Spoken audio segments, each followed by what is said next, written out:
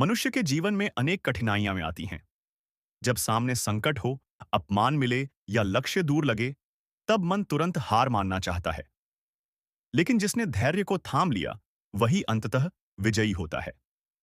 भगवान बुद्ध ने अपने जीवन काल में ऐसी अनेक घटनाओं से लोगों को यह सिखाया कि धैर्य ही सबसे बड़ी शक्ति है। एक बार भगवान बुद्ध ने लोगों को यह सिखाया कि धैर्य ही सबसे बड़ी शक्ति है। बुद्ध अपने शिष्यों के साथ किसी गांव से गुजर रहे थे। वहां एक व्यक्ति रहता था जो बुद्ध की लोकप्रियता से जलता था। वह सोचता था, लोग इस साधु के पीछे क्यों भागते हैं? इनका प्रभाव कम करना चाहिए।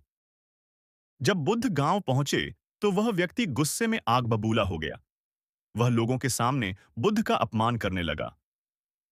तुम ढोंगी हो, तुम लोगों को बहका रहे हो, तुम्हारा यहां कोई स्थान नहीं है। बुद्ध शांत खड़े रहे। उनके चेहरे पर जरा भी क्रोध नहीं था। लोग चकित रह गए कि इतना अपमान होने पर भी बुद्ध क्यों मौन है। बुद्ध का एक शिष्य सहन नहीं कर सका। उसने कहा, भगवान, क्या आप देख नहीं रहे, यह व्यक्ति आपका अपमान कर रहा है? कृपया इसे रोकिए। बुद्ध मुस्कुराए और बोले, यदि कोई तुम्हें उपहार दे और तुम उसे स्वीकार न करो, तो वह उपहार किसके पास रहेगा? शिष्य ने उत्तर दिया, देने वाले के पास। बुद्ध बोले, ठीक वैसे ही, यदि मैं इस व्यक्ति का क्रोध स्वीकार न करूं, तो यह क्रोध उसी के पास रहेगा। मैं क्यों अपनी शांति को खोऊं? लोगों ने समझ लिया, धैर्य ही असली शक्ति है, क्योंकि यह हमें भीतर से मजबूत बनाता है। एक और प्रसंग है। एक राजा बुद्ध से मिलने आया। वह हमेशा सोचता था कि शक्ति केवल तलवार और सेना में है। राजा ने बुद्ध से पूछा, भगवान, क्या धैर्य सच में सबसे बड़ी शक्ति है? मुझे तो लगता है कि तलवार ही सबसे शक्तिशाली है। बुद्ध ने मुस्कुराकर कहा, राजन, मैं आपको एक उदाहरण से समझाता हूं।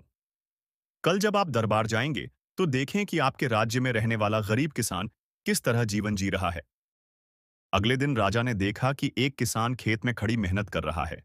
धूप तेज थी, पसीना बह रहा था, पर किसान धैर्यपूर्वक काम कर रहा था। उसके चेहरे पर चिंता नहीं, बल्कि संतोष था।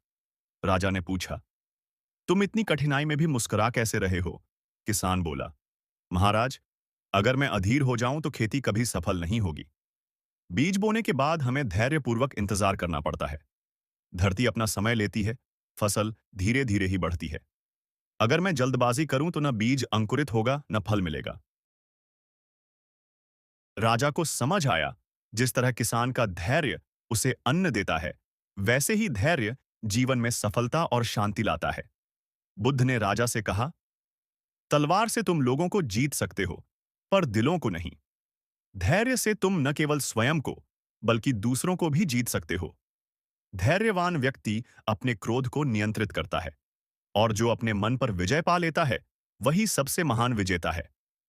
राजा ने सिर झुका लिया।